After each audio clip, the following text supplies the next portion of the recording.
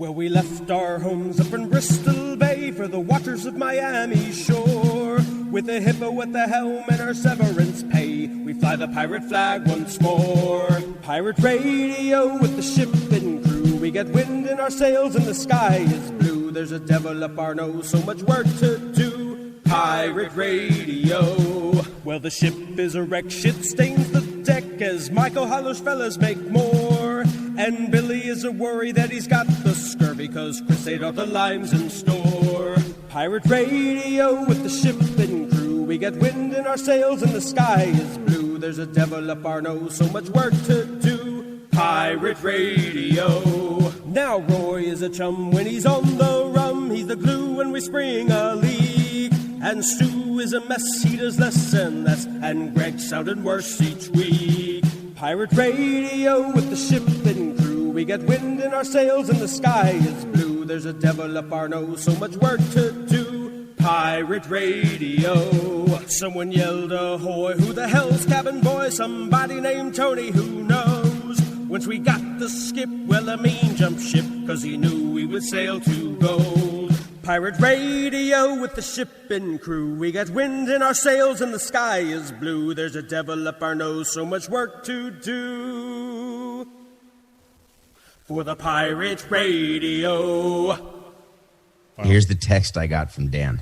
Won't be until late in your segment. Nothing personal. Wow, we'll start there. Old school in it. It's weird that it classifies as old school when it's just me and David Samson, because that was a very much born out of the pandemic type of deal. But, David, since I've got you to myself here for a little bit, let's get going with the interesting stuff, which is not the Marlins GoFundMe. We'll get there in a second. I want to begin with a review. You texted me that you watched Framing Britney. Now, for those in the audience that just try to Hulu search Framing Britney, it might be a little confusing because it's a New York Times Presents show, which airs on FX, and they have that deal with Hulu. Fascinating watch. I kind of felt guilty watching this one, the same way that I felt guilty watching Disclosure, David. For the audience, can you inform them about this very interesting documentary? So let's start with the fact that I couldn't find it. So it was told to me by a listener of Nothing Personal, where I get great movie suggestions now and great ideas to please watch Framing Britney Spears. And you have to know that I am 52. So Britney Spears to me was a name.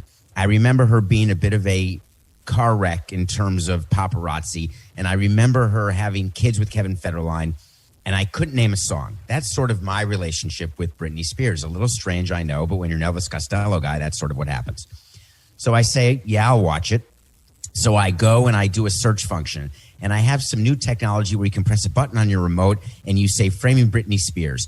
And it popped up and then disappeared. And then I go searching in all the different streaming services. This is the new reality, right? Is it on Netflix? Is it on Amazon? Like, you don't know where it is.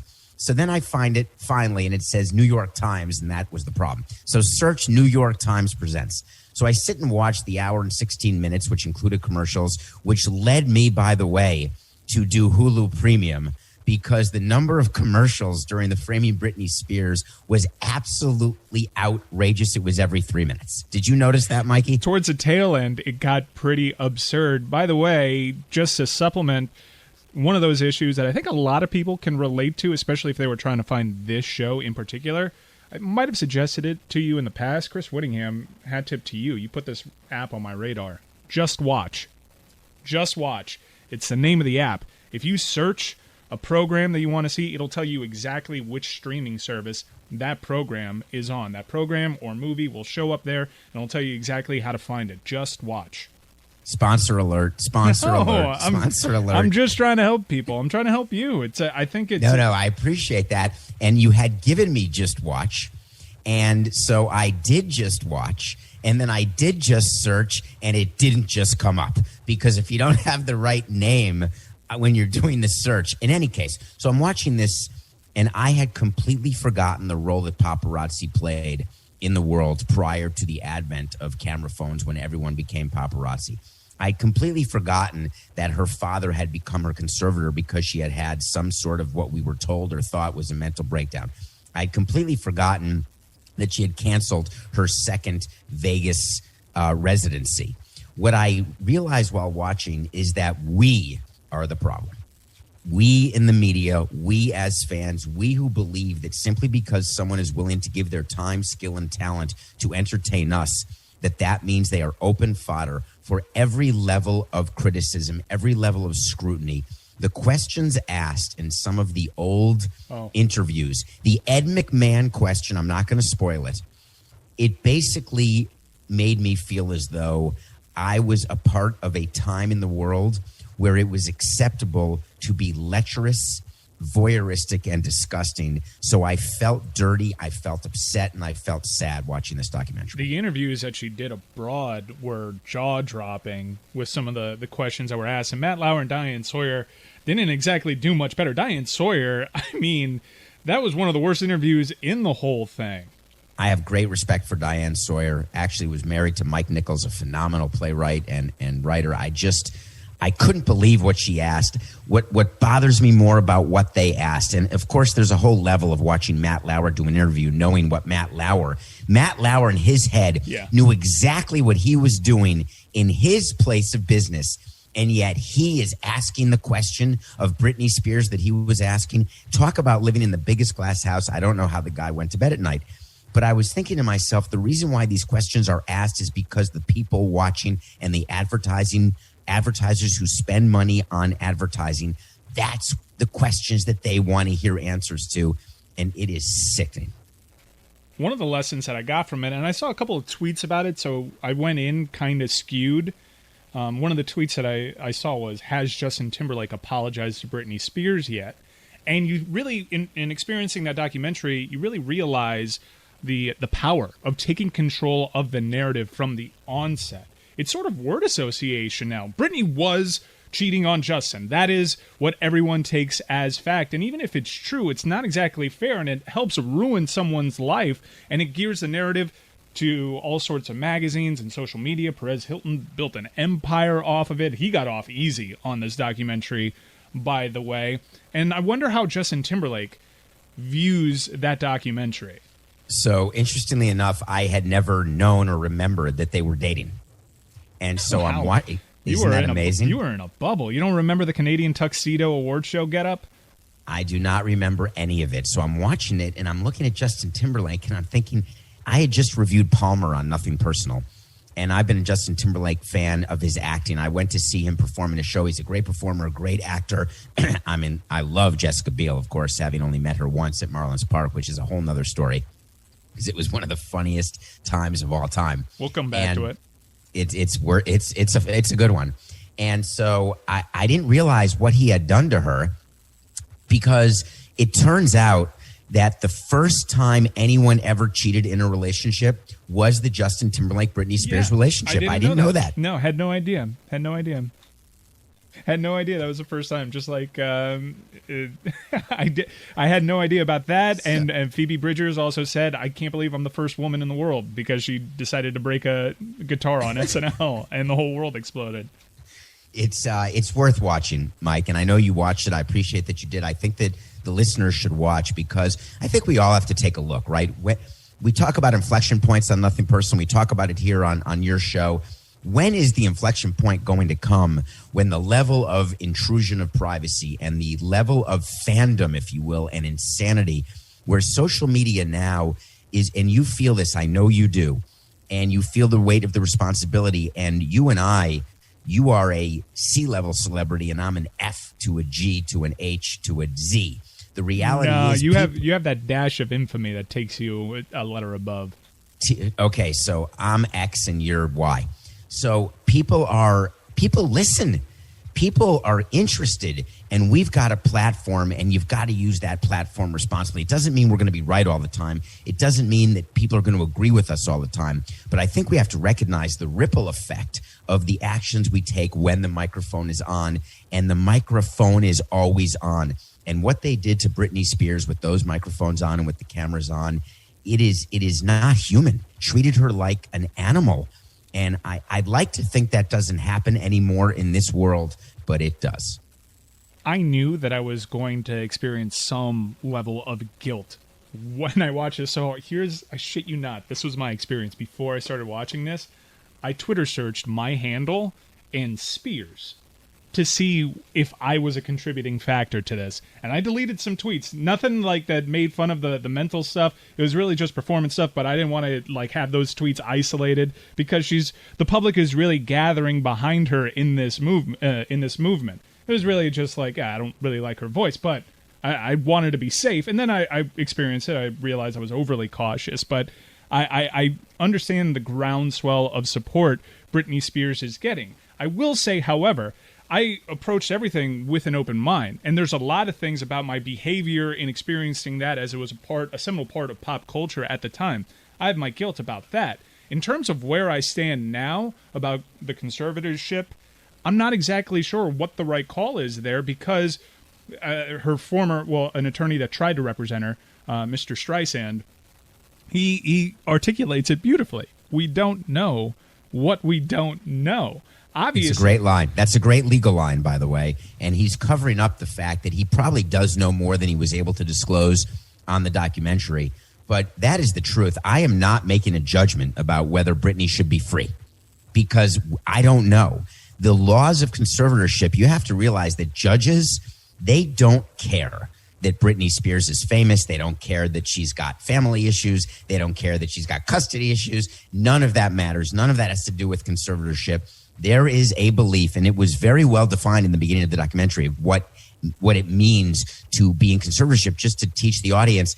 That means that Britney Spears basically has someone who controls her finances and controls her quote-unquote person. That means that she cannot enter into any legal agreement without the signature and approval of her conservator, which is her dad. And that is the movement right now to A, get rid of her father, and B, because she doesn't want to get rid of the conservatorship, interestingly enough. She wants a neutral party like a bank, Bessemer Trust, in charge of everything, because generally when that happens, the person is really in charge, not the bank. But when it's a parent, it becomes a whole thing. I didn't realize Jamie Spears was such a Hollywood dad. It reminded me a little of Richard Williams, didn't it? It reminded me of Jessica Simpson's dad, and that's a whole nother ball of wax. But I do think that's a very interesting part of everything, that she's just arguing for a neutral party, and you could see that side of it. While a lot of people may come away with just a blanket takeaways like, wow, poor Britney, she's trapped, you can make an argument that the conservatorship really helped Britney Spears. They actually lay out an argument without skewing it that way, that it might have saved her life at the beginning, so you can't dismiss it altogether. The family dynamic and then the restraining order, the allegations from Kevin Federline that Jamie Spears assaulted one of the children or came close to it. Obviously, that's a complicated family dynamic, and you could say, well, the obvious middle ground here is a neutral party because you could see the benefits and the cons. So therefore, because courts are neutral, there has to be a reason. Because watching the documentary and only learning sort of the top two layers, you would say, of course, keep her in conservatorship and then have a neutral party, have someone else be the conservator. But for the court not to do that, that means that not that Jamie Spears' lawyers are better than Britney Spears' lawyers. That's not accurate. It means there are things that are sealed in the case that we don't know. I will say it does seem like it's accurate, though, because she tries to get a higher price lawyer and the court dismisses it and assigns her one. Meanwhile, she's paying for her lawyer and her father's attorneys as well. So I will say that she's going into this legal fight with an arm tied behind her back. What about the 1.5% the conservator makes?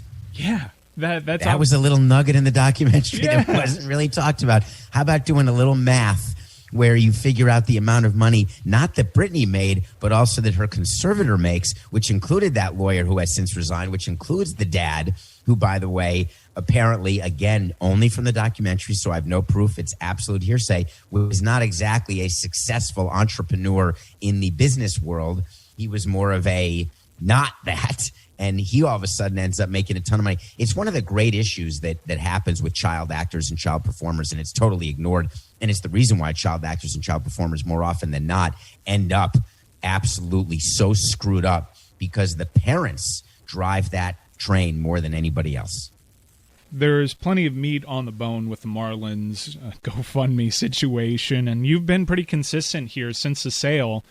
The Marlins ownership group paid too much money. I'm going to save that for the very end of this podcast because I imagine if Dan saunters in, he's going to want to touch on that. So I welcome Time out. I only want to interrupt and tell you that I've known him as long as you have. I've never seen him saunter. Oh, he saunters. He's a saunter. I've never seen him saunter. I welcome in Chris Whittingham here because, look, there have been a lot of embarrassing moments along the way when it comes to Inter Miami. Full disclosure, Chris Whittingham, not to put you in a difficult spot, but you call games for Inter Miami, so you are an employee of Inter Miami to some level of degree. I don't know if you got an LLC. That's complicated. But so David Samson, David Beckham has taken a more active role here with the ownership. They have fired their business operations. For the people that don't know, can you tell me, Chris Whittingham, the story of the Inter Miami ownership after they actually began playing?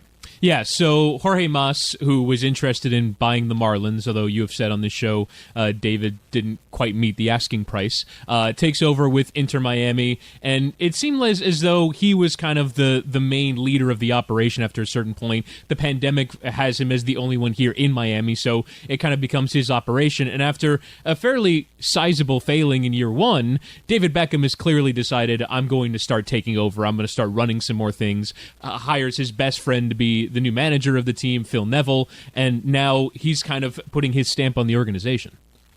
And the business operations aren't exactly going the way everybody had planned. I mean, they have the one thing they got right is picking the colors. No one's happy with the kits. They fire their technical director, who came in. Paul McDonough came in with all sorts of respect for the job that he had done in Atlanta United. That blows up. Their manager gets fired, but not fired, and then fired. He leaves a meeting with the understanding that he was going to be fired, and then it just didn't happen. Sort of like Joe Girardi. He just sort of hung around a little extra for a few extra months, actually, before they got clarification. It's buyout negotiations. I'm sure David would know that. Then you bring in Phil Neville, who's David Beckham's friend, who, if you look at just the wins and losses at his previous job with the English women's national team, he did a good job, but then I see Twitter, and everybody hates him over there. They actually think he's held them back. So it's obviously been a messy start for Inter Miami, and you know quite a bit about this franchise. What is just your treetop view of everything right now, David Samson, of what is going on over in Fort Lauderdale? Well, when Jorge Mas joined with David Beckham, it was going to be a clash of egos from the beginning because Jorge has a large, sizable ego. And in terms of what his view is of himself in Miami. My issue with Inter Miami when we were thinking about getting involved with David Beckham and had plenty of meetings and conversations about it is that one of the prerequisites for me to get involved and us to get involved was David Beckham's involvement. And the question was, will he ever spend time in Miami? Will he ever be interested in anything other than what's going on the pitch? Will he be willing to go to business meetings and help the business side of the operation? Because that really is the only chance that Inter Miami was ever going to have, was David Beckham being the real face of Inter Miami. And it was told pretty clearly to me that that was not his interest, that he was going to take charge of sort of the head of soccer operations, of football operations. That's what he wanted to do. Colors and the way the clubhouse would look and all the stuff that's really nice and cool, but that's not what keeps the lights on. So I'm not surprised that this has happened. And everything you've just described, it doesn't sound like David Beckham is changing his mind. I wanted a certain number of days that he would be in Miami during the course of a year, a certain number of meetings that he would be able and willing to attend, and that was never agreed upon. He would never agree to that. And that's really what made any sort of deal fall apart, because it was a non-starter. And my guess is he's still not agreeing to do it because he doesn't want to do those things because he's David Beckham. That's very interesting, because I thought for a minute there the reason why he was absent was the pandemic. He couldn't actually be here. But it doesn't take a lot of effort to put up an Instagram post. Like I had to Google to see if he was still owning the team. If there was a run of what was okay for him, he'd occasionally pop up wearing like training shorts. And then when they made the playoffs with a terrible record, let's be honest, it was an expanded playoff field. And I guess year one's a success because they made the playoffs, but it's just wholly embarrassing what happened to Inter Miami year one. And he wasn't really out there. I didn't know if he felt it was bad for his brand because it was a failure, and that might be some of it. This was a business deal. Just to make sure that we understand, this is not about David Beckham wanting to give to Miami or wanting to be a part of the Miami business or social landscape or community. This had zero to do with Miami or Miamians or Floridians. This was about him having an option to purchase an MLS team due to his contract that he signed with Los Angeles, and that option had been extended and extended and extended and was about to run out. And the option meant that he could buy a team that was valued at $25 million, where other people had to buy teams that were valued in the hundreds of millions of dollars. This was straight business for Beckham. Yeah, as poor as it's gone here for David Beckham, in terms of just what the team is valued at, it's already been an amazing deal for him because the team's probably valued at $300 million at this point. It's a home, just so we're clear, it hasn't gone poorly. When he looks at Inter Miami, it is an absolute slam dunk. He could care less if there's a ballpark in Miami at Mel Reese, which benefits Jorge Mas on the real estate side. Literally, if the team has to move to Vegas, if the team has to move to anywhere in the world, or if he just eventually turns around and sells it to someone who's going to move it, or maybe get a ballpark, get a stadium built somewhere. This is business for him, and it's been good business. Young soccer beat writer Greg Cody of the Miami Herald wrote a story about the rumored Qatar sponsorship that ended up getting axed.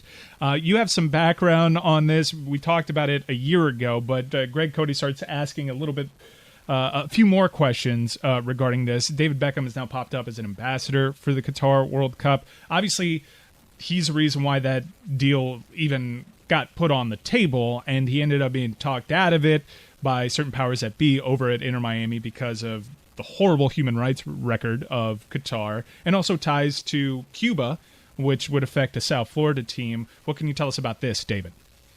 So Qatar is interesting because they are the country of last defense. That is where we would go, or anyone would go, when you need money so desperately and you have no more lines of credit with the banks. You have no one domestically or even internationally who's going to invest. And all of a sudden you say to yourself, how far will I go against my principles? Forgetting Miami for a minute, forgetting Cuba, forgetting all that. How far am I willing to go? And as David Samson, I realized that I was willing to go way further than I ever thought, because there had been lots of talks about having Qatar and Emirates become sponsors of the Marlins, naming rights sponsors, etc. And if the price had been right, and what I was charging was a Samson gilt premium. So in order to do a deal with Qatar, it needed to be 2x what a Pepsi would do, because I had to be able to say to myself at 2 o'clock in the morning when I'm staring at my inside of my eyelids, you had to do this for the team. They sent, I don't know if I ever told you this, they sent about 30 people to Marlins Park to learn how to build stadiums when they were several $1 billion over budget for building their soccer stadiums. And it was a bizarre day of meetings with them. It was clear that they had so much money. Have you ever been around people who just have so much money that they don't even understand how much money they have and none of it matters, but they realize they had no skill? That was what that day of meetings was like. What can we do? How much money do we need to throw in order to get all of these stadiums built for the Qatar World Cup? No, I haven't. It was insane. They're I don't know how that World Cup's going to go. I want to go. I've been to Qatar to visit troops, and as part of a Marlins Visit the Troops in 2011 with Logan Morrison and John Buck and Andre Dawson, and Jeff Conine, I can tell you that I was legitimately scared there. And it's a complicated place. It is a place that is full of racism. It is full of sexism, and it is full of prejudice. And it's not great. So if I were invited there to the World Cup, would you go? Because I would not. Ooh, that is. I think I would go if I had to work it, but I want to go to one of these as a fan, and I keep feeling like I missed the opportunity. I should have went to the one in Germany because that was like tailor-made. I was like 21 years old back when it happened. I should have done that. I wouldn't go as a fan. And it's weird.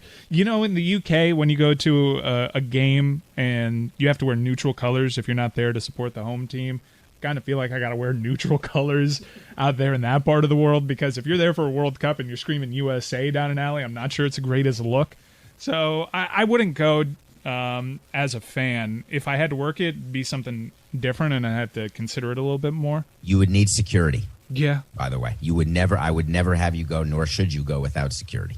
Stugotz here. Have you ever wanted to give yourself better odds on winning a bet? Well, DraftKings Sportsbook is giving you a chance to do just that. All players who place a bet on Sunday night's basketball game between L.A. and Denver will have a hand in lowering the over-under on the game. That's right. For every 1,000 players who bet the over on Sunday night's game, the over-under will drop by 1 point. How about that? Every bettor who hammers the over in Sunday's Denver versus Los Angeles game helps to lower the game's over-under. The best part is that even as the line lowers, the odds remain at even money. That's right. You could double your money by hammering the over. DraftKings is safe, secure, and reliable, so you can deposit and withdraw your funds at your convenience. Download the top-rated DraftKings Sportsbook app now and use promo code Dan when you sign up to hammer the over on Sunday night's basketball game when L.A. takes on Denver. Who doesn't love to hammer the over? For every 1,000 people that bet the over in Sunday's game, the line will decrease by 1 point. Yes, this is your chance to improve the odds of the over hitting, so tell your friends and family this is a team effort. Hammer the over and improve your odds of doubling your money. That's promo code Dan for a limited time only at DraftKings Sportsbook. Must be 21 or older, New Jersey, Indiana, Michigan, or Virginia only. Restrictions apply. See DraftKings.com/sportsbook for details. Gambling problem? Call 1-800-GAMBLER or in Indiana, 1-800-9-WITH-IT, or in Virginia, call 888-532-3500. Let's talk a little bit about the Jessica Biel story that you touched on, because you just mentioned meeting with people at Marlins Park. You met Jessica Biel, and you said it was a funny story. Give us a deets. So she came to a game, and she called us. The way it works with celebrities, ironically, they want free tickets, of course. So that's just how it starts and ends. And the way I would decide which celebrities got free tickets and which celebrities didn't was solely based on who I wanted to meet. And that was it. Really? Who'd you turn down? Who have you turned down that you had no interest in meeting? So if there is a if there's a celebrity like a guy who's in comic book movies where I don't really care, or an actor who is in a TV show like The Sopranos, which I've never watched, I'm not that interested. And I admit it. This is how it is. If Jennifer Aniston's ready to go to a game, you get a ticket. So I get notification that Jessica Biel wants to come to a game. She wants to bring her friends. And here's how you know who I want to meet. It's where they sit. Jessica Biel sat with her 3 girlfriends in the batter's box right next to where I sit. So that means that I had a very big interest in meeting her. So she comes to the game. If I didn't know Jessica Biel, she was just one of the girls, goes to a game. I, of course, then decide who I want to meet in person.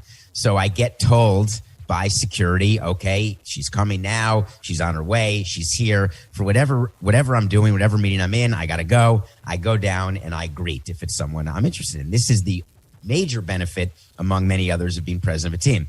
So I go down and meet her, escort her in, give her sort of the private tour down below, and she sits in the batter's box. I'm trying to ingratiate myself. I'm trying to spend time, and she was so disinterested, disengaged, and I use disinterested purposefully. I use disengaged because that's the exact word. She was in another world. I don't want to say she was on drugs. I want to say that her level of interest in the Marlins, in meeting me, in meeting any fan, in meeting any player, in doing anything that I could offer that would give me some sort of advantage over the next schnook, was of zero interest to her at all. And that was I figured it out very quickly.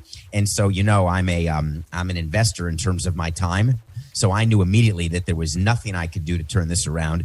So I spent about 15 minutes with her, which was 5 minutes more than I should have, because after 10, I knew I had no chance at anything. After 15, I totally bailed, and I went up to the suite. I didn't even watch the game in the batter's box because I couldn't even lock eyes with her. I couldn't even do anything. So she was nice enough. She was very understated, no doubt about that. But she was there with girlfriends, and it turns out the girlfriends dragged you there because they wanted to see Marlins games and they knew they would get good seats. Did you ever meet Jack White? No. Who's that? No, you're kidding me, right? You're kidding me, right? Jack White? Yeah, the White Stripes, the Raconteurs, Jack White of, like God of Rock music presently. Nope. By the way, I'm learning a lot about myself. You don't know who Jack White is? Okay, can I just tell you that I watched a movie in the middle of the night last night, and it was called, and I'm not reviewing it now because I'm doing a full show on this, a movie called Guitar Man. Guitar Man? Oh, I thought you said Guitar Man, which is that about David Beckham? Guitar Man. Oh, all right. So, have you heard of Joe Boomabassa? Yeah. I had never. And I need to broaden my horizons. My musical interest stopped in the 80s, and I need now to realize there is such good music. There is so much out there that I don't know about, and I'm starting now, Mike. I'm starting now. Well, I'll send you some Jack White tracks. He was in Walk Hard. He played Elvis Presley. He was in Cold Mountain. Okay. He was in a great documentary called White Stripes Under the Great White Northern Lights, which is one of my favorite rock documentaries of all time. He was also in It Might Get Loud. I think it's It Might Get Loud. And it's 3 expert guitar players just talking about guitars. It's with... it's 2 expert guitar players and also The Edge, who didn't belong in there. Hey, The Edge had invented a sound, but you're right. But if he invents a sound... Hello, Dan. If he invents a sound... I can't believe he doesn't know who Jack White is. That's crazy to me. I thought you said Jack Wagner. It Might Get Loud. It's with Jimmy Page, The Edge, and Jack White. And they're just singing... I can't believe it. I feel like he's trolling me. Jack White's my favorite musician of all time. White Stripes are my favorite band of all time. You started talking very fast. I established early on that I'm on like that new watermelon Red Bull. 28 grams of carbs. I'm not too happy about that. I gotta get the sugar-free version. That's your issue. Your heart rate's $170 right now, and you're worried about your carbs. I'm soaring. It's a big day on the stock market, man. Whittingham, put it on the poll. Is it a stunner that David Samson has no idea who Jack White is? He went to a Marlins game when he was touring South Florida because he was doing this whole tour every baseball park. Anytime he plays a gig, he goes to a baseball game. He made news with the Raconteurs at a show in D.C. He went to a Nationals game, played a show, and the game went into extras. They actually came back to watch the end of the game. So does this not match with the story we were just talking about? If I didn't know who that is, I would have no idea that he was at the ballpark and no idea of having to go meet him. Well, it makes sense because I think he was sitting in the club section as opposed to the batter's box. So that actually didn't come from me. Dan, you'll be happy to know that I saved all the GoFundMe questions for the end, but we're not there yet. Judas and the Black Messiah comes out this weekend on HBO Max. I'm super excited for this movie. It might have been an Oscar contender if it were released a little earlier, which ties into a question about award season that I want to ask you because it's pretty lame because everybody was sitting on their good stuff. How excited are you for this film? I'm excited for that in Nomadland. And it's still an Oscar contender. Don't forget that the nominations don't now come out until the middle of March, and any movie released up until February 28th is an Oscar contender. Oh, great. So it's not December 31st the way it used to be. Oh, well, I did not know that. So this is prime Oscar bait, everyone's saying. The performances in this film, you can tell from the trailer. You get goosebumps watching the trailer. Did you watch The Little Things on HBO Max? I did. I didn't like it. Dude, has there ever been a worse movie with 3 Academy Award winners attached to it? Probably. So you have to know the background of The Little Things. It was written in the 90s, and it took this long to get made. And that's what it was. It's very much a 90s movie. I actually had a conversation with Billy Corbin about it on the phone, believe it or not, recently. And we were saying that if we went into the hot tub time machine and watched it in the 90s, we would have liked it a whole lot better. But I'm worried that Jared Leto is now is off the reservation in terms of the characters he's taking and in terms of the way he's being typecast. It is strange to watch Denzel Washington, who now is more grandfatherly, given all of the great stuff that his son is now doing. And that's sort of strange in terms of my mortality and any sort of potential existential crisis I may be thinking of having at any day now. But the movie itself, Rami Malek, he's going to be Freddie Mercury to me, and I don't know what to do about it. He was useless in this. Rami Malek is incapable. He's a great actor, and he's also incapable of playing a normal person. He's just not convincing It as was a normal so person. overacted. If His role didn't have any personality, and he was just trying to add a spice and flavor of weird. He needs to play a creepy character. If I feel like Jared Leto has a bit more range, and if you just simply switch, even though Jared Leto got a Golden Globe nomination for his performance and was probably one of the lone bright spots of this film, if you switch the roles that Rami and Jared Leto That play, is such a good point by Mike. I think the movie's better. He's so right about that. If you make the bad guy, yes, The young hotshot detective. Freddie Mercury. If you make the bad guy Freddie Mercury, you've got a movie. That's Academy Award winner Freddie Mercury to you, Dan. I don't want to. We're not going to spoil the movie, but are you sure that Rami Malek is not a bad guy? Well, no, you know what I mean. You know what I mean. I don't want to spoil the movie. The ending was actually cool, but The movie spoils the movie. You guys don't have to worry about spoiling the movie. They all spoiled the movie. The last 25 minutes of The Little Things I actually enjoyed. It was getting to that last 25 minutes. I must have checked my phone like 20 times. I'm like, what is going on here? That's how we rate movies now, right? The number of times you check your phone during the course of a movie. I was so excited for it. How could it be bad? Rami Malek, Jared Leto, Denzel Washington, all Academy Award winners, and it is just a steaming turd of a movie. That is not how I judge it. Not how many times I go to my phone. How many times do I hit pause so I can see how much time is left in the movie? That's a good tell, too. I do that one a good amount. Yeah, that's a new bathroom break. If I do that more than once to you during a movie, your movie is shit. What's your go-to there, too. David? Yeah, that's what it is.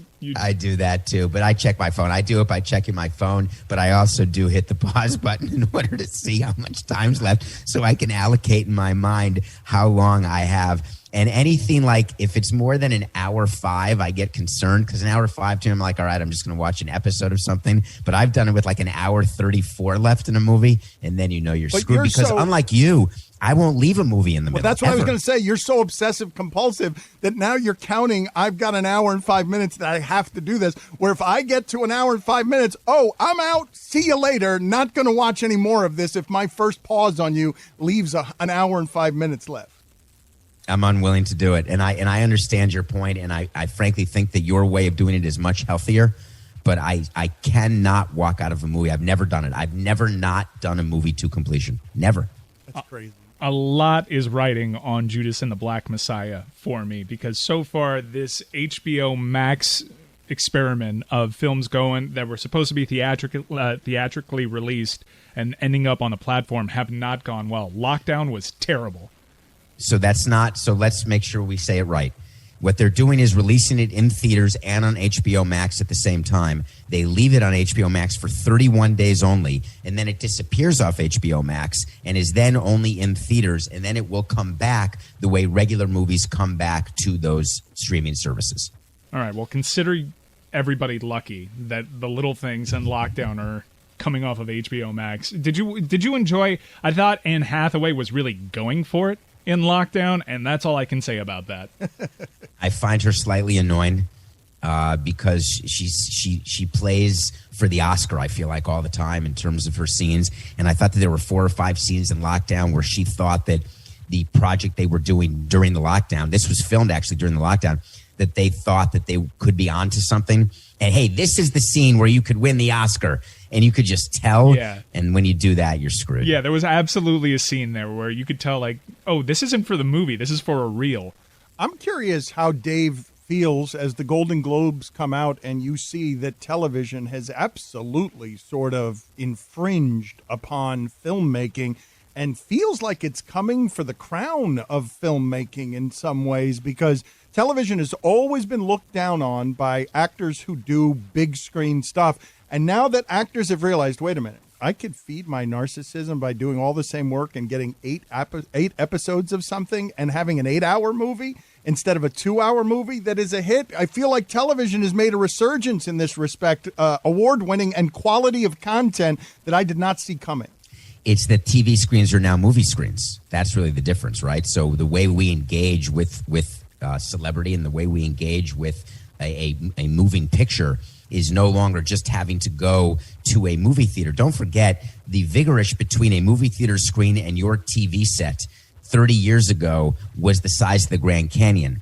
Now there are many people where the difference is de minimis. So movie stars realized, hey, I'm going to be seen in the light that I want to be seen in with the type of material I want to perform in, and I can do it on TV. Before we get to this Marlon story, I just have to ask, you've never heard Seven Nation Army?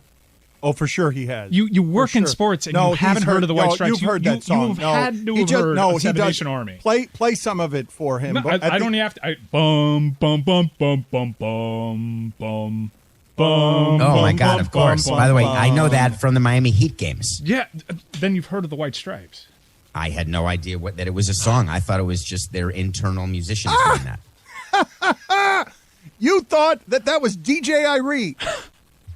Yes. Who hasn't been there for about 10 years. That's our generation's We Will Rock You. That's unbelievable. That is shocking. Okay. No, of course I recognize now that you're doing it, and I know exactly when they played at Heat games. You thought Pat Riley composed that? No, because I'm not sure he's a composer, notes. among other things, but I did not know that it was a popular song. Why would I know that? I never knew. Did you know that the Chicago Bulls introduced themselves to Alan Parsons' project, Eye in the Sky? Yes. When it was happening. Yeah, yes. Yeah. I was supposed to think that Michael Jordan composed that? You could rock the synth. Are you making the sound on purpose of the lawyer in the cat video, Mike? When you're the cat video is so great. We'll play that sound during the. Have you seen it? Show. Have you seen it, David? It's great. But in the middle of it, there's just an old person. 9 seconds in, the lawyer is just like realizing, "Oh my God, I'm a cat! I'm a cat on the screen in front of the." I'm not a cat. I'm not sure why that got so much attention. Because people do filters, and I don't know if you've all tried to Zoom with your families during this pandemic, as I have, and older people in the families, they really don't know how to operate it. They don't know how to unmute themselves. The camera's pointed at their forehead. I mean, it's a whole Megillah just to try to get your family on a Zoom, and I know you can appreciate that. I don't think I have laughed harder this entire pandemic than at Stugotz's mother's funeral on Zoom. At all the old people trying to figure out the Zoom at once, and all of them botching it, and calling Harold into the other room, and you can hear them bickering, and it was simply magical, all of it. It happened with my father's memorial service and Shiva as well, where there was a clear demarcation in terms of the demographics of who could figure out how to get on the Zoom and who could not, and how to do it, and how to unmute and then mute. And all you're trying to be emotional and you're hearing stories. We can't hear you. We can't hear. Unmute yourself. And they press a button and then their camera goes off. We can't see you. And this is all going on while people are crying and people are sort of trying to grieve. It's a very sort of bizarre, surreal experience. Our condolences, by the way. We probably should have said something before now, just telling people. You're laughing now. Now look at what you've done. Now you're laughing at me. What am I supposed to do with that? You're laughing. Your father has died, and now you're laughing. And what am I supposed to do with your laughter? Nothing. Just let it pass. Okay. I wanted to get into this Marlon story with you because I thought you took a particular delight in posting it yesterday and bringing it into our attention, where the Marlins are Well, you explain the story. Okay, so a former employee, what Derek has never realized is that the employees who were there were all very loyal to me because we treated them very well in every way. We may not have won as much on the field. We may have had our issues with players from time to time, but our staff was a family. And when Derek came in, he got rid of the family atmosphere, and the employees who worked there, both under us and under Derek, were not happy at all and continue to be unhappy, although there are very few of them left.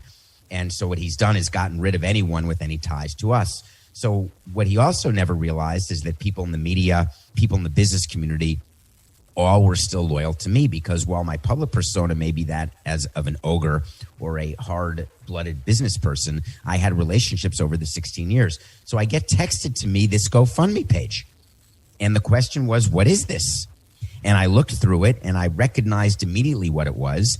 It was a young guy in player development for the Marlins who was trying to do something nice, had not gotten permission to do it, and had not suckered, although GoFundMe in theory could be a sucker play, had gotten some big people to donate under the theory that these furloughed employees for the Marlins needed money. What the Marlins have done is what all 30 teams have done. So this is not about the Marlins. There were people on Twitter being so angry and rude to me for no reason. I was not accusing the Marlins of not paying their employees. Everybody furloughed across this country. What I said was it's going to get taken down because Jeter has no idea this is up and they're using the logo illegally, number one. Number two, MLB and Jeter will see it. They will be embarrassed, mortified, and it will be taken down. I never said that, hey, they need 20 grand. They're so cheap that they're going to the public for 20 grand because they won't pay their employees. My point was it is so bad around baseball and Jeter is so removed from what goes on that this little guy, and I don't mean in stature, I mean in title, posts something on GoFundMe, not even realizing because of the way Jeter runs his business, how inappropriate and wrong it would be. And that's what bothered me about the situation. So I went public with it. And by the way, did you notice it was taken down in minutes? Yeah, because it was embarrassing, but I interpreted it the same way the audience or whoever it was that was ripping you was interpreting it, because I didn't exactly study it. I did assume that you were posting that simply to show, look, this is not very good. All of this is not very good. That's how I'm just saying I didn't go a lot deeper than that. I was just saying, here's Samson putting out some news that makes Jeter look bad, and I didn't go much deeper than that. Yeah, so you needed to go a few inches deeper. This is not, I would, in the position that Jeter's in, I would have had no choice but to furlough employees, because when there's no minor league season, why would you pay minor league managers and coaches and strength people, et cetera? I get it. But by the way, I would also have spoken to Jeffrey. And one thing that he did is we paid people very well, because my view always was I'd rather cut payroll by $5 million and give that to employees than overpay players. And sometimes I get overruled by Jeffrey, no doubt, but he was very generous in his pay scale to people at all levels of the organization. We were talking earlier this week, oddly, and I was corrected by everyone in here saying that, David Samson, you cannot be classified as an ogre because ogres are always large, they told me. I didn't know that ogres were always large, but they were telling me that Shrek is the Tom Brady of ogres, and therefore no one can see you as an ogre. You'd be more of a troll. Unfortunately, that's what people would say because it's a height thing, because I'm 5'5", right? So I never associate ogre with height. I associate ogre with action, right? If you are a certain way and do certain things, that to me is what being an ogre is. A troll is not an ogre. I am not a troll. I may be the size of a troll, but I'm not a troll. Well, I want to get into this with Mike, though, because something else that was happening in this segment that made me a little bit uncomfortable is that we really buried David Samson, and he was a good sport, for not knowing who Jack White is. And I don't believe anybody likes the guy who reminds the other guy or woman, you haven't seen Training Day? What's the matter with you? Training Day. And we just did that to David Samson. Nobody in that war, as people are viewing it, I think the audience sides with David Samson and feels for him and not knowing who Jack White is, and thinks that you and me, Mike, are Jackass White for burying him for it. It's Jack. This isn't Training Day. This is a Best Picture winner. This is Forrest Gump. This is Jurassic Park. This is Jaws. I mean, at least in my world, he's my favorite artist. I don't understand this. And now you're next. But you just said it. Stop right there. Yeah. That's it. At least in your world. Yeah. Okay. Well, I think people are going to back me up on this one. This one's pretty shocking. Well, I backed you up on it, yeah. But then I immediately felt bad for David because of the number of times that I fall behind pop culturally with you guys, and you guys are making me feel bad because I don't know how much liposuction Cardi B has had. Hey, can you explain, Batard, why it is that you have to say every week on our segment that you feel badly for doing things to me that you basically are the architect of? I don't understand how you believe that you can be on both sides of this. You, Dave, I'm so sorry. Check out Nothing Personal with David Samson. Thank you for joining us again this week. David, we'll talk to you next week. Stugotz here. Have you ever wanted to give yourself better odds on winning a bet? Well, DraftKings Sportsbook is giving you a chance to do just that. All players who place a bet on Sunday night's basketball game between LA and Denver will have a hand in lowering the over-under on the game. That's right. For every 1,000 players who bet the over on Sunday night's game, the over-under will drop by 1 point. How about that? Every bettor who hammers the over in Sunday's Denver versus Los Angeles game helps to lower the game's over-under. The best part is that even as the line lowers, the odds remain at even money. That's right. You could double your money by hammering the over. DraftKings is safe, secure, and reliable, so you can deposit and withdraw your funds at your convenience. Download the top-rated DraftKings Sportsbook app now and use promo code Dan when you sign up to hammer the over on Sunday night's basketball game when L.A. takes on Denver. Who doesn't love to hammer the over? For every 1,000 people that bet the over in Sunday's game, the line will decrease by 1 point. Yes, this is your chance to improve the odds of the over hitting, so tell your friends and family this is a team effort. Hammer the over and improve your odds of doubling your money. That's promo code Dan for a limited time only at DraftKings Sportsbook. Must be 21 or older, New Jersey, Indiana, Michigan, or Virginia only. Restrictions apply. See DraftKings.com/sportsbook for details. Gambling problem? Call 1-800-GAMBLER or in Indiana, 1-800-9-WITH-IT, or in Virginia, call 888-532-3500.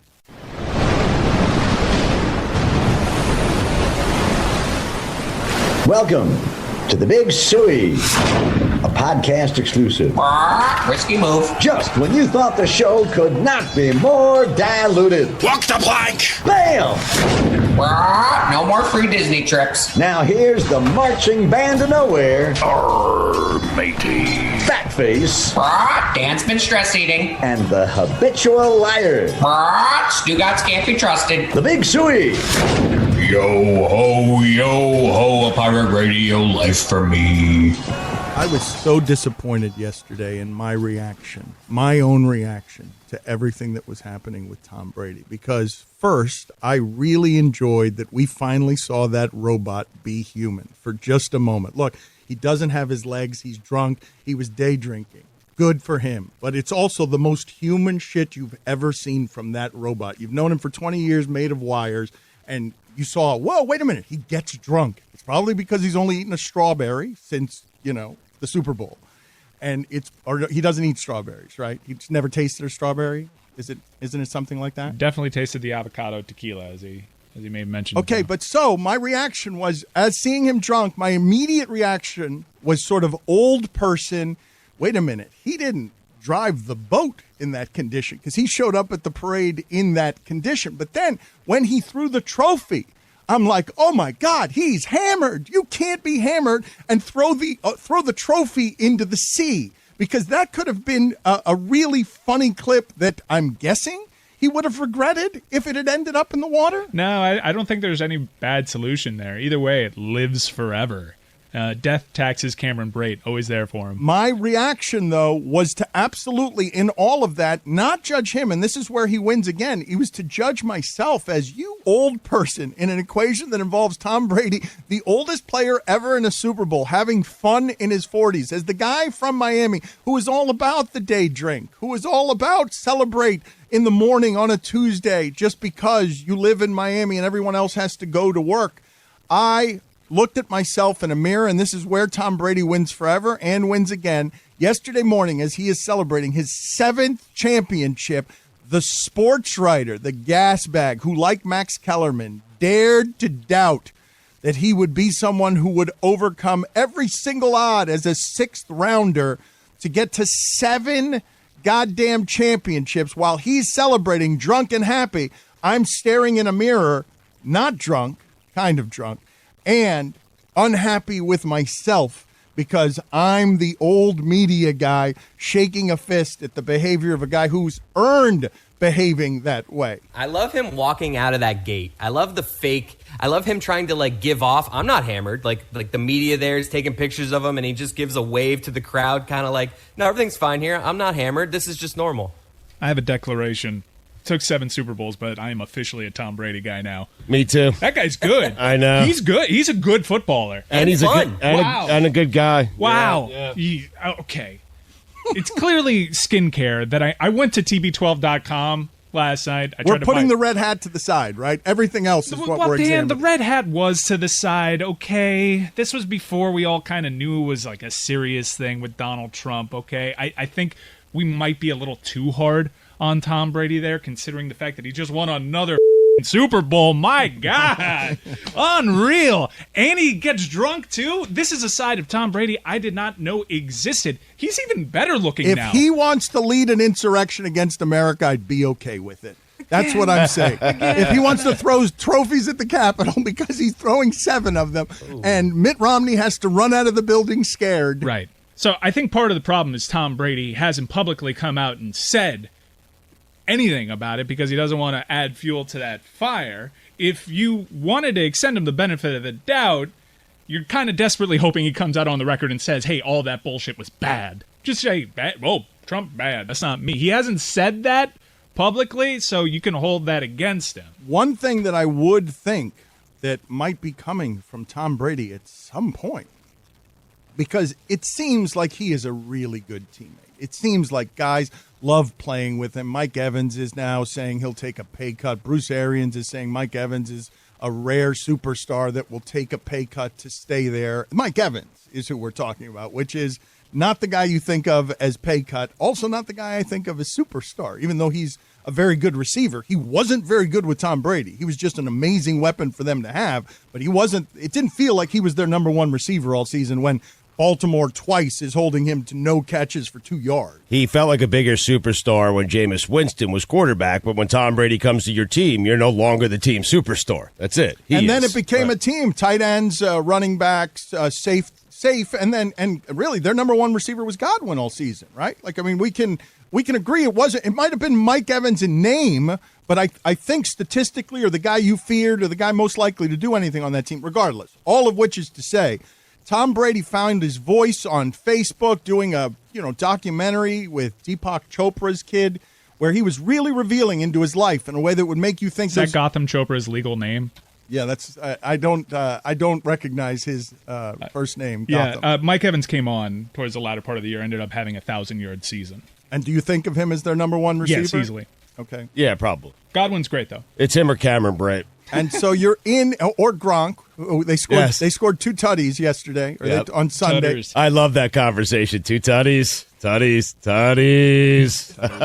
For those who don't know, Gronk and Brady were mic'd up when they were on the sideline, and of course, Gronk and Brady described it as 2 tutties that Gronk got. So put it on the poll, Guillermo, at Le Batard Show. Are you surprised in any way that Gronkowski refers to touchdowns as tutties? That's just Brady simplifying the language for Gronk, right? Gronk might not know touchdowns, so tutties, that's just Brady shortening it up. I don't feel, you tell me if I'm wrong, that Brady talks that way to anyone else. That's his special trained polar bear language, the same way you'd throw him a piece of fish if he did something successfully. You tell him, hey, Gronk, tutties.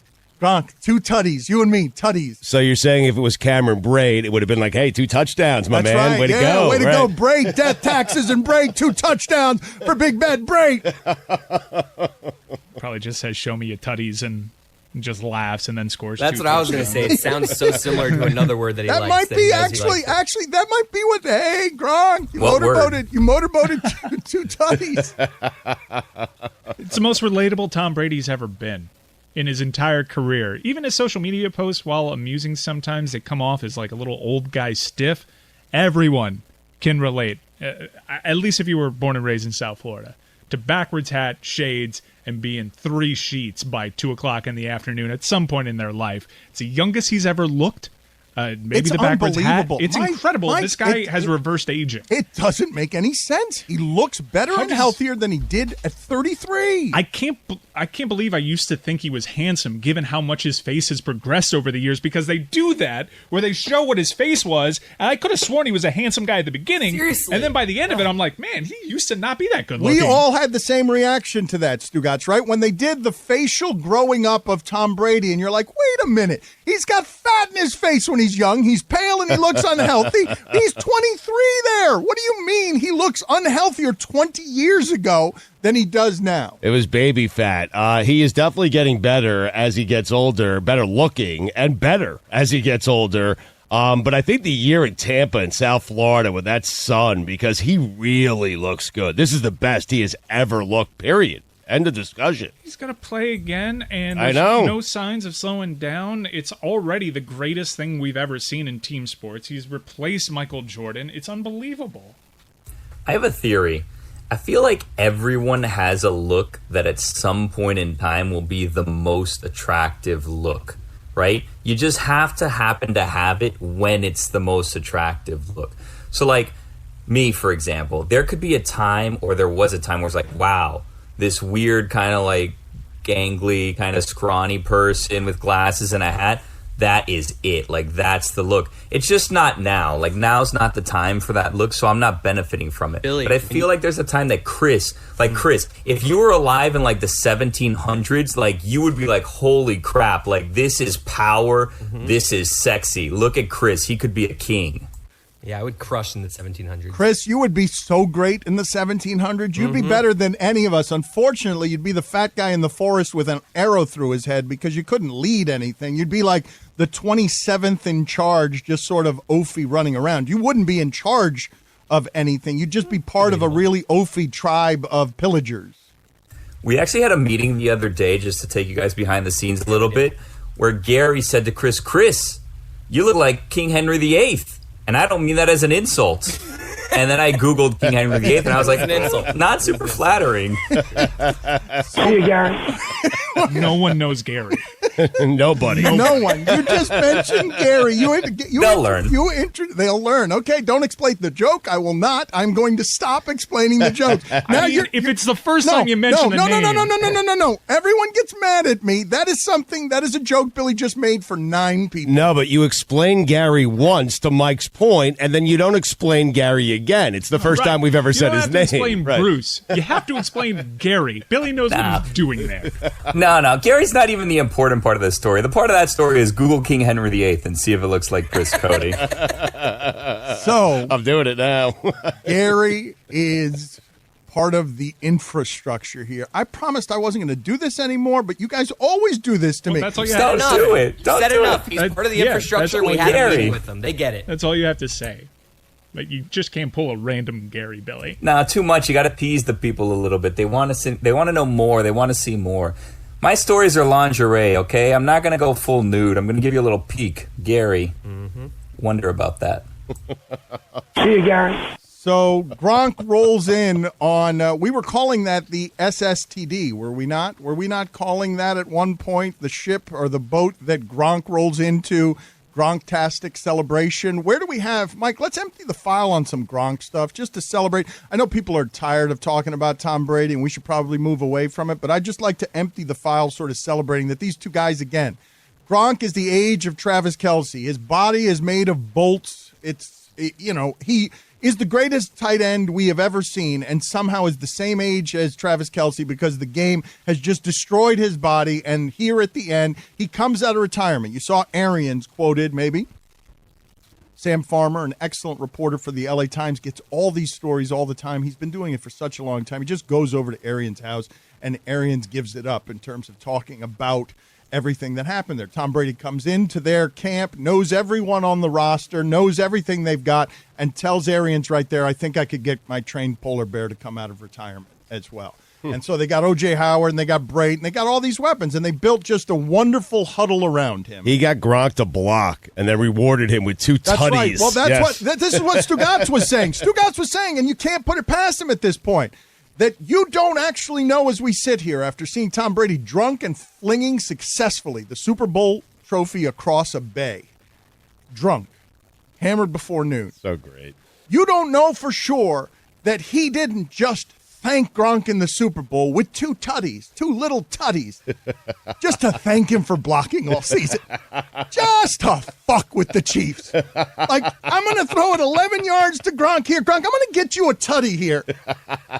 Just At least one tutty. Thank you for coming out of retirement. Thank you for the 12 back surgeries. Thank you that every year we throw you some fish and you go out there and get 90 catches and 14 touchdowns. Thank you for blocking for me the entire All season. season. Here's a couple of Super Bowl tutties. It is like throwing him a couple of fish. Yep. I want you to imagine how you would train a polar bear or a seal or something.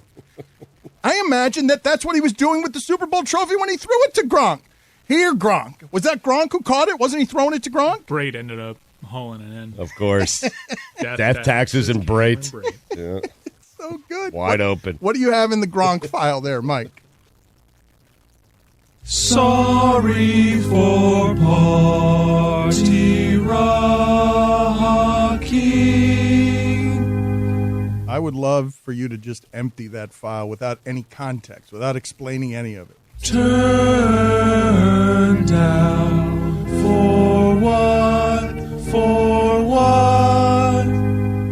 Can't believe we're still talking about these two goddamn guys. They got those sexy bodies.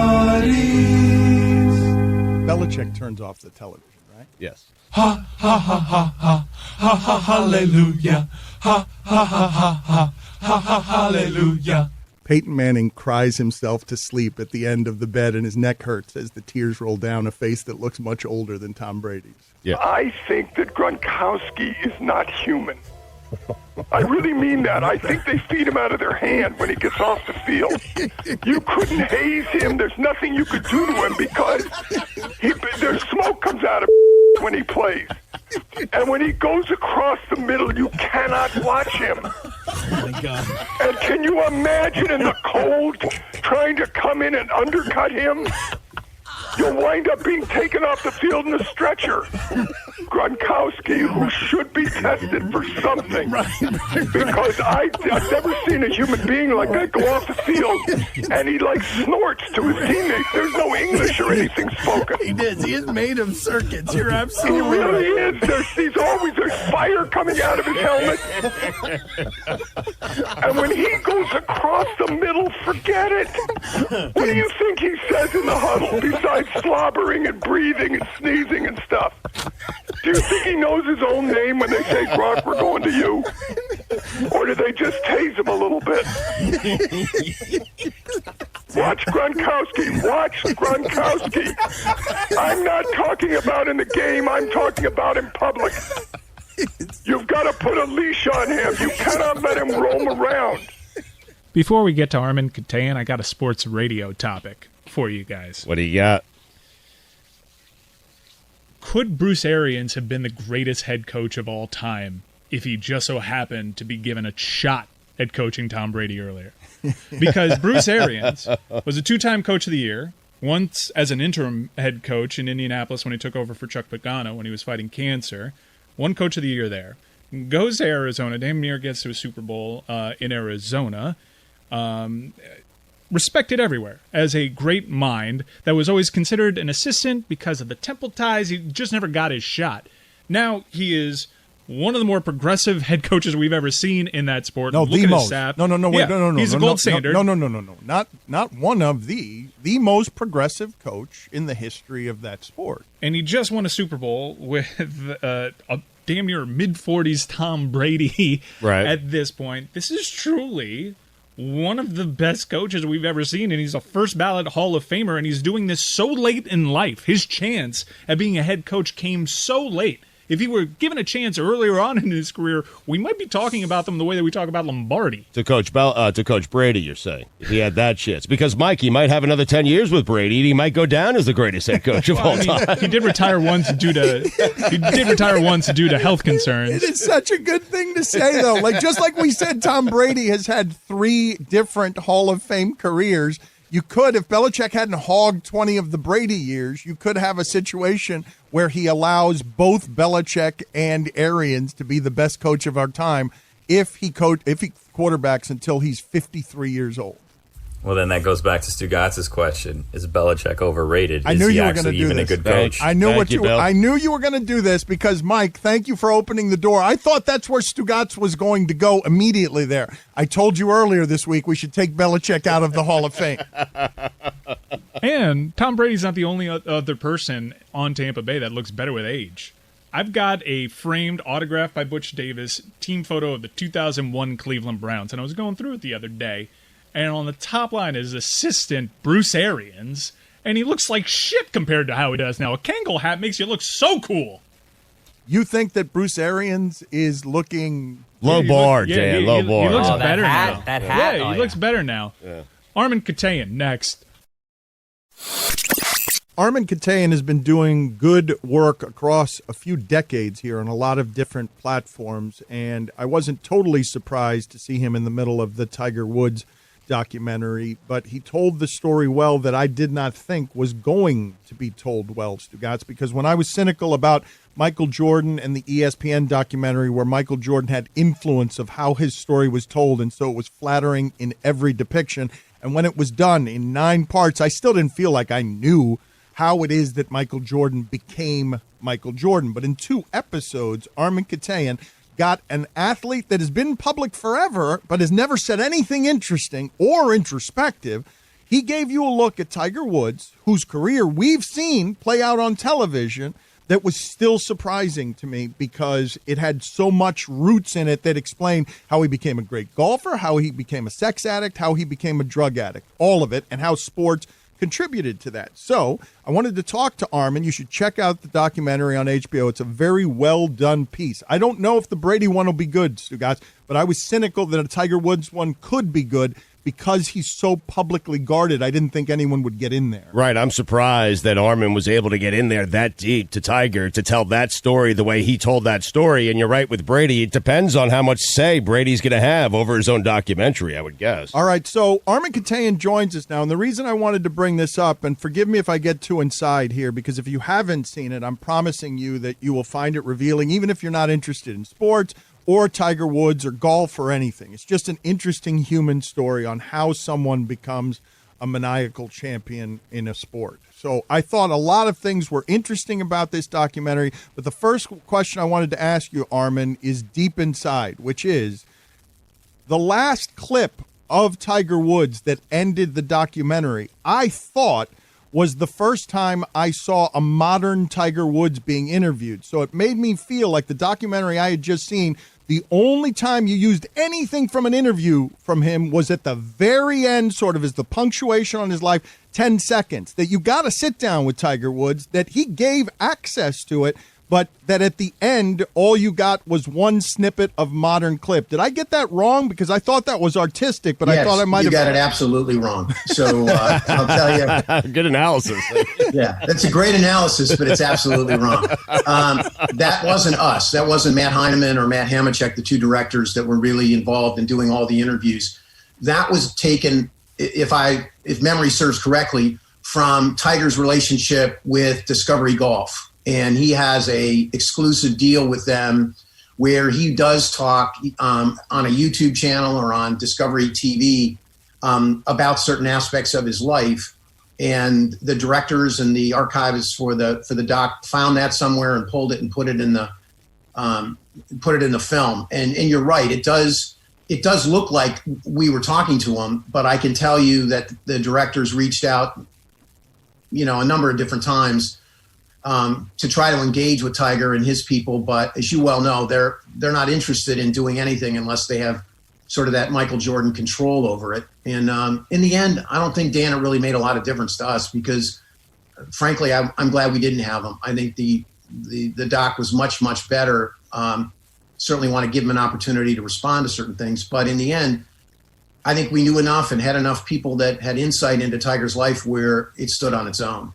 Armen, I thought the juxtaposition of these 2 documentaries, one of them in 9 parts, hugely popular, the most popular sports documentary ever made, but in collaboration with Jordan to make it an ESPN sneaker commercial in some ways. I thought the juxtaposition of you not having access and them having access was fascinating because your documentary told me so much more in 2 parts than the Jordan documentary told me in 9. Yeah, I think what happens is like, when Jeff and I did the book on Tiger, he didn't respond to our request for comment, or he did respond, but it was in a way that it was clear that he wasn't going to talk to us. And, if you spend 3 years, as Jeff and I did, doing the research and the reporting and the writing of the Tiger book, and then that book becomes the basis of the doc, there's just a wealth of information. And you find, if your reporting is deep enough and wide enough, you find times when Tiger's life intersects with those who have never talked publicly before, whether it was Peggy Lewis, the woman at the Masters whose house he stayed at, or, over 3 years, you form a trusting relationship with Dina Gravel, Dina Parr, his first true love in high school, and she comes and sits down the way she did in the doc.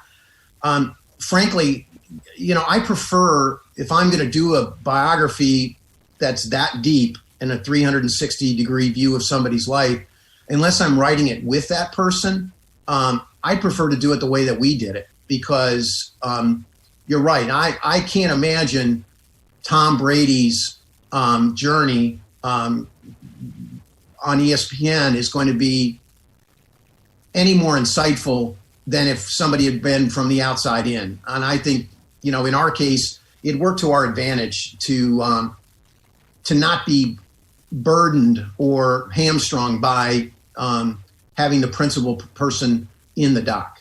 Armen, what's the most surprising or shocking thing you learned about Tiger that you did not know before you set out on this project? Well, there are a lot of things. I think the whole, the whole sex addiction aspect of it, and how sex addiction is a form of pain relief. I did probably more research into sex addiction than my wife would have preferred. Yeah, baby. Yeah. multiple interviews with a guy, Bart Mandel in New York, who's a top sex addiction expert. But you learn it's a form of pain relief, just like, whether it's drugs or alcohol or gambling. And I think as you're looking down the road as Tiger, he's going to go off a cliff. You're just not sure, what cliff it's going to be. As his life accelerates and his need for pain relief becomes greater and greater through multiple sex with multiple partners. That was interesting to me. And then I guess Earl's backstory, because to understand Tiger, you have to understand Earl and what Earl endured in the military and at Kansas State when he was the starting catcher and a pitcher on the baseball team and broke the color line in what was then the Big Eight, and how that really imbued Tiger's life, the racial overtones in Tiger's life, even though he ran away from it in a lot of ways. It was very, very important to Earl. So it was really, for me and Jeff, we didn't think in the beginning, honestly, that there was a book there. But the more reading and research that we did, we realized there had never been this overarching view of his life. There had been books about segments of his life, but never, a big picture look that really tried to answer two questions. Who is Tiger Woods and what is the price of genius? And to me, the price of genius has always been far more fascinating than almost any question that we could have asked. I want to ask a lot about his imprinting, but it's been a long time since I was watching something in sports and I sort of winced at my television, sort of turning my face away from it and my neck away from it. And it wasn't oddly about the sex or any of that stuff. I think I know where you're going. Go ahead. Where was it? I think it's the tabloid nature of the fall for me, to that microscope or that the window that we take you into that world where so many people found pleasure in Tiger's downfall. Cringeworthy, The View, Jay Leno.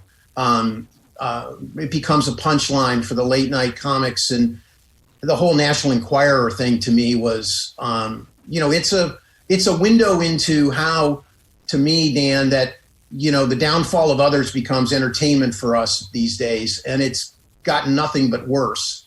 And I would not want to be in the crosshairs in any way, shape, or form of that part of our society right now, because, you look at what happened to, and I'm not saying what Morgan Wallen did was right by any stretch of the imagination, but I mean, there's the top country music singer who just basically evaporates in one day for doing the wrong thing at the wrong time. So to me, that was it. But I'm curious as to what you saw. Armen, I think you've got that one wrong on Morgan Wallen. That has been good for his... Oh, I'm sorry. I didn't mean to laugh at that. No, that's been good for his career. Yeah, it's quantifiable. His numbers have been better People are going since. to the actual record store during a pandemic because they want to support the guy who used the N-word. Think about that. A record store during a pandemic. That maybe they just like the music, but it feels a little suspicious when you're talking about that guy in the pandemic, gets kicked off Saturday Night Live because he's making out with somebody, no mask in public,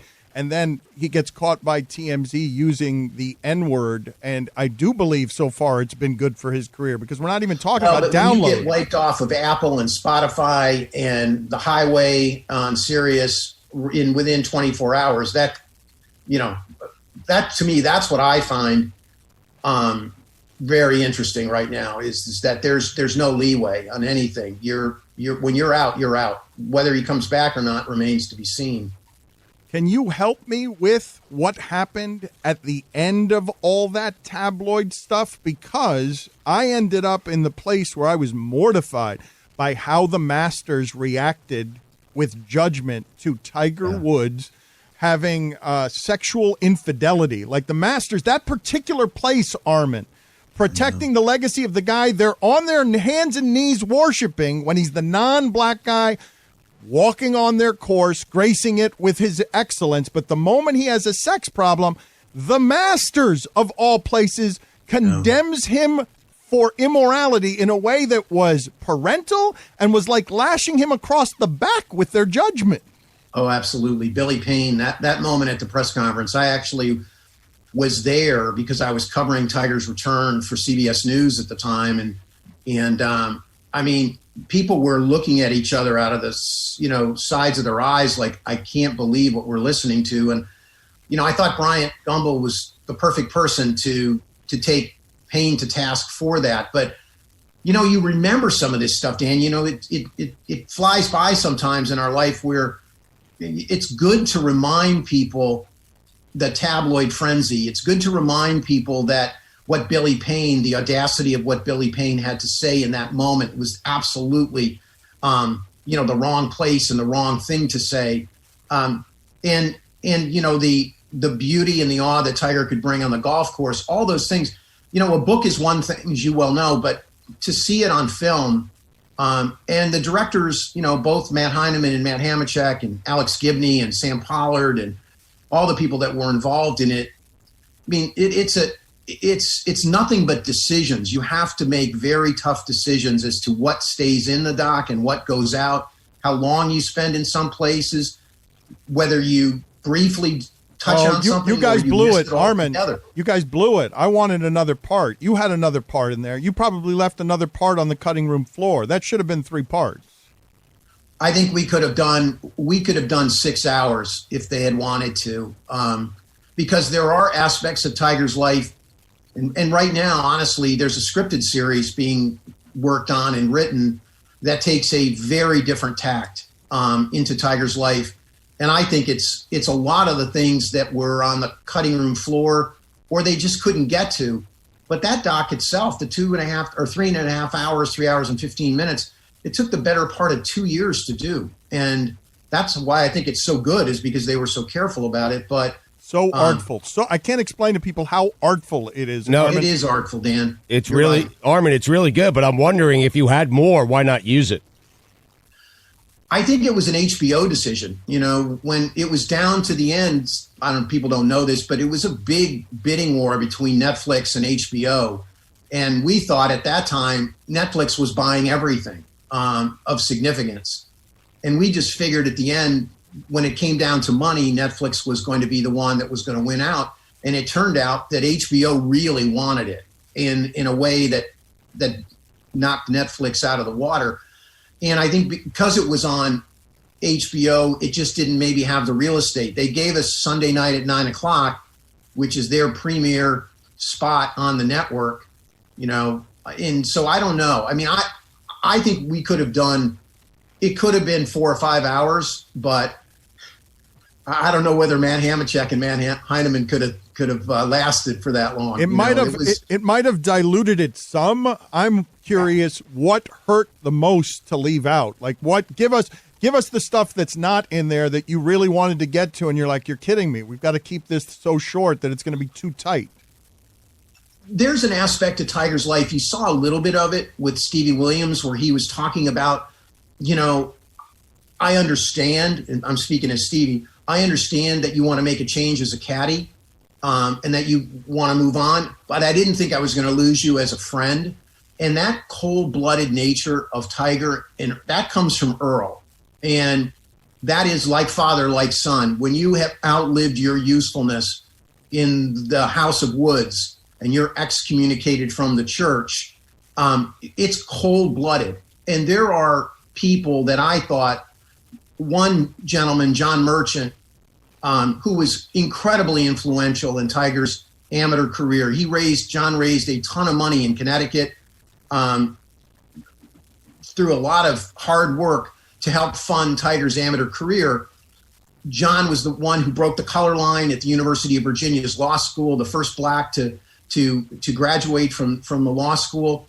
Very prominent African-American attorney in Connecticut. And he was a profound influence on Tiger's life when he was 16, 17, 18, 19 years old. And John was the first one to go on to the USGA's executive committee as a minority. And as such, when Nike ponied up $40 million, $1 million of that money was going to go to minority golf in America. Earl, being Earl, wanted to control that $1 million in minority golf. And he and John, after a couple of too many cocktails, John said something down in Florida, like, the hell you are. I know what's going to happen with that $1 million, and it's not going to minority golf. And that was the end of John Merchant. He was cut out of Tiger's life the next day. He was basically summarily dismissed, and Tiger never spoke to him again. So I thought some of that part of Tiger's life, that cold-blooded nature, there was an incident at his elementary school that played into the racial narrative that Earl was trying to construct about how Tiger had been tied to a tree when he was 5 years old, his first day at kindergarten, and it was a complete bullshit story. And we reported it in the book, and I spent a lot of time knocking it down. That would have been an interesting thing because it would have gone to the racial narrative that Earl was trying to construct at a very early age. The plan was already in place. So some of that stuff. And then, Jim Riswold, the guy who wrote all the great Nike commercials, he's a fascinating guy. I would have loved to have seen a little more of him. But, at this point, Dan, it's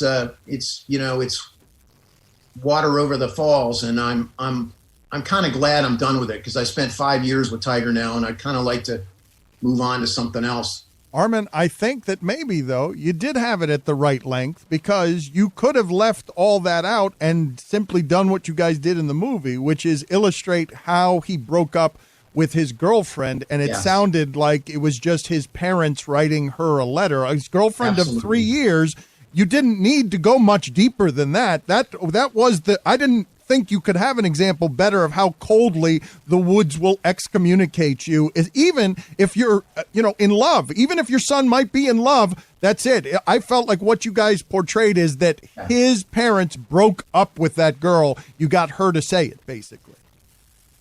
Yeah, you're right. I mean, and the video, to me, I'd never seen the video. I don't think anybody had seen the video and that to me was one of the more just jaw-dropping moments in the doc, is when you see Tiger as a teenager and actually free and happy, and he's on his back and he's playing an air sax. And when I saw one of the rough cuts, I called Matt Hamachek and I'm like, oh my God, I can't believe you got that video. And he goes, I know, Dina gave it to us. They acquired the video from Dina.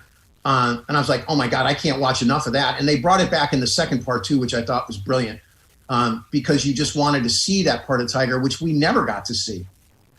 Dan really critiquing. I mean, Armen and HBO know what they're doing. You're really breaking this down and critiquing, telling Armen what he should have left in, should have left out. Armen knows what he's doing. He's a cagey vet. He is a cagey vet, and I hope you don't take this as criticism. I don't take it as criticism at all. It's really, I mean, you've written long form, you've written books, you know what it's like. Armen, I have. You're right. Every single day. Armen, it was a masterpiece. You guys made a masterpiece, and you can see the artful sculpting in it that you had to keep it to 2 hours. So none of this is meant as criticism. What do you regard as the fairest criticism of what it is you guys did? That's a good question.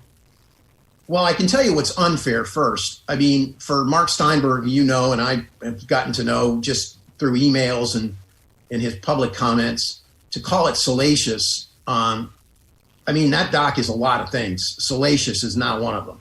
And, if we wanted to be salacious, I can tell you there were places we could have gone. Oh, let's do it. You could have done another hour. Let's do it. Do it. Let's do it, baby. You had the 10-woman orgy. You threw in a 10-woman orgy there. You did not do it as salaciously as you could have. My guess is you could have gotten deep, deep, deep into the Tiger Woods bedroom. I think there were times in Tiger's life, unquestionably, and you saw a glimpse of it, and I thought they were brilliant about it when you heard the audio from Lordana Jolie, who was a very high-priced escort who was being flown around the world for weekends that would be six-figure weekends, and she and Tiger started to hook up.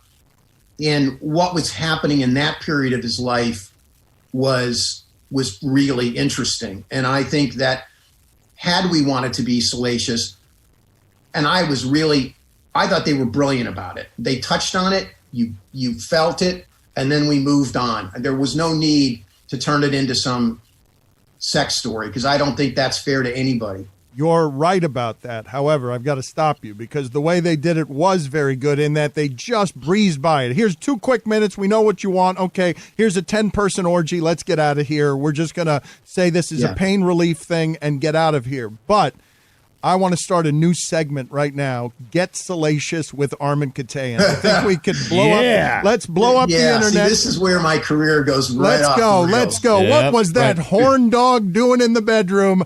Everybody wants that information. You are too classy to give it to them on HBO, but this is not a classy place, so give us the goods. Get but Salacious. I'm going to stay classy, as they said. But with Armen I think Keteyian. what Lordana referred to was interesting. She said, we were all his little puppets, and he would sit in a chair in a business suit, and we became his puppets. And I mean, if you want to watch something interesting, Howard Stern had a Tiger Woods beauty pageant, which you can still find on YouTube. And there were 3 different women that were there. Lordana was one of them. And they were it was a contest to win $10,000. And it was Howard interviewing these women about their experiences with Tiger. So for those that are looking for the Salacious with a capital S, they can probably Google that and find it. And that will answer Dan's question. And also probably Stugotz and Chris and Roy and classy as always. Ryan, artfully done. Else. Artfully done, Armen. Not Billy. He's in the middle there at the beach. That's right. Yes. Billy I'm is, man. Yes. It is, and I think you go back to the idea of like what Jeff and I were trying to bring to the doc was as a sounding board, and almost like what the journey is. Okay, where do you get off the highway? Where do you get back on? How long do you spend off the exit ramp? And when do you get back on? And those are really hard decisions to make. First of all, you got to figure out what the exits are and what the entrances are. And then you have to figure out, okay, how long do you take before you get to the next one? That's what I was asking you about. What were the entrances and what were the exits? It's exactly the question. So, those are, I think we did.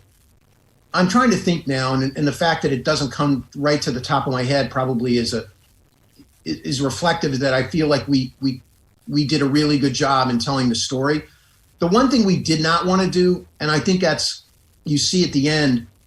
I think 2 things as I think about it. That Earl speech that bookends the doc, where you see him at the dinner, where for the first time no one had ever seen that video before, and it was very hard to acquire. In the Haskins dinner, they had to trust Matt Hamachek and Matt Heineman to use it properly. But that's like Earl talking from the grave, in those terms. And then to bookend it with Tiger and Charlie hugging at the end, I thought that was really good. But we shied away from that morality stance where you say, "Oh, this is a redemption story. Tiger has been redeemed." I mean, that's just really dangerous ground to walk on, and we didn't want to do that. And I think that where Pete McDaniel was so good for us is, in that voice talking almost from Earl is that in the end, Tiger's, he's a human being, and I know that sounds trite, but when you deal with Tiger Woods, humanity is not the first thing that comes to mind, and I think he's more human now than he's ever been. But I will say this, Dan, as I was talking, I was thinking. The book opens in Manhattan, Kansas, and it's really the story of Earl's grave. And the fact that Earl Woods is buried in an unmarked grave in Manhattan, Kansas, tells you, I think, volumes about his wife, Tita. And to me, that was always Tita's revenge for Earl. And if you know anything about Earl Woods, there would be spotlights on the monument. There'd be a band playing 24 hours a day. I'm the father of Tiger Woods. But the fact that you can't find his grave unless you have a map and you find a little marker in the ground, to me, of all the things that we found out in our reporting, I remember when the sexton from the cemetery told me that, and I literally had to put my phone down for a second. I went, could you, Mr. Mueller, can you explain that one more time to me? You can't see his grave? He goes, no, you wouldn't know. If you didn't know where it was, you'd never be able to find it. Now, that's beyond my psychological capabilities, but that's pretty interesting. If you ask me. But Armen, it's interesting from a million different perspectives, and this is why I wanted the documentary to be longer. If what you're saying is also across the universe and the cosmos, this man who was a soldier of great discipline, building a Messiah that he told you was going to be a Messiah, and it was very important for him to be that Messiah, and then Tiger Woods cuts him out of the life out of the end, largely because Tiger Woods needs to break free of the robot they made, that he would pass down to his son this infidelity that would harm the family, both of them. The idea of that, I thought in the building of Tiger Woods, that she was as responsible for the disciplined robot that he became as he was. And the betrayal at the end, for it to be that public, the shame of both her and Tiger Woods' wife, to do that to women, to break them with that kind of public shame and make them be the graceful ones. That's what you're saying with that symbolic punctuation, right? Her revenge sends him to the grave. I think Tita's as fascinating a character as Earl is, because if you just think about it as a chemistry experiment, and you've got Earl with a one beaker in one hand, which is the love of golf and the passion for the game and visualizing and Tiger's love of practice. And then the other beaker, you have Tita, who is the assassin. She's the one with you take their heart, you step on their neck. They remember how you beat them, so they never want to play you in those moments again. I mean, you put those two together, and that creation is Tiger Woods. To me, that's just fascinating. And then when you understand when Tita and Earl separated right after Tiger turned pro, and Earl was living in the house on Teakwood, and Tita had a beautiful home a few miles away that Tiger bought for his mother, what was happening in that old family home with Earl during Tiger's huge runs. And, he's basically just, he's iconic at that point in time, 2001, but he's dealing with a lot of dad issues back home. That's a whole nother, you could have done another hour on what was happening between father and son in that period of time. All right, Armen, I'm not going to do this with you. I'm going to end this right now because we've knocked the entire show off kilter here talking about something that I've got a million questions about. So I'm going to talk to you on a South Beach session about more of this. You have a million more questions? I've got a ton of questions because I'm telling you, this guy made a work of art. He sculpted. Look, this is a very good journalist who has spent decades perfecting his craft and in storytelling and how he does this. And so he spent years immersed in this subject matter, and the documentary is just a fraction of what he knows. And so if you enjoy the art that this man made with his colleagues that gave you an unusual look into an icon you thought you knew and how he became that, I'm not just endorsing the movie. I'm telling you that I'm guessing that Armen's as proud of this as anything he's ever done because it's an amazing story, well told, and I've got a ton of questions about how he made it. So anyways, awkward way of complimenting you and criticizing you. I don't know why Stugotz has spent the it's interview funny. segment You've never done that at to anybody before, I have been yelling at you. It's weird. I don't understand. Do you not? Did it you feels watch? like you're attacking Armen Keteyian. Well, I'm going to attack you. No. I think it's a nice. I am as proud of this as of anything I've ever done, and and like you, I've been doing this a long time over whether it was network television or other books or things of that nature. But this was a work of art. I really believe in it. And I had a small paintbrush in it, but I'm really proud to be involved with Gibney and Hamachek and Heineman and Jenna Millman and Sam Pollard and all these other people. Because I got to tell you something. This was when I saw the credits, and I'm literally looking at the credits for the first time, I'm like, holy shit, there's a lot of people that worked on this doc.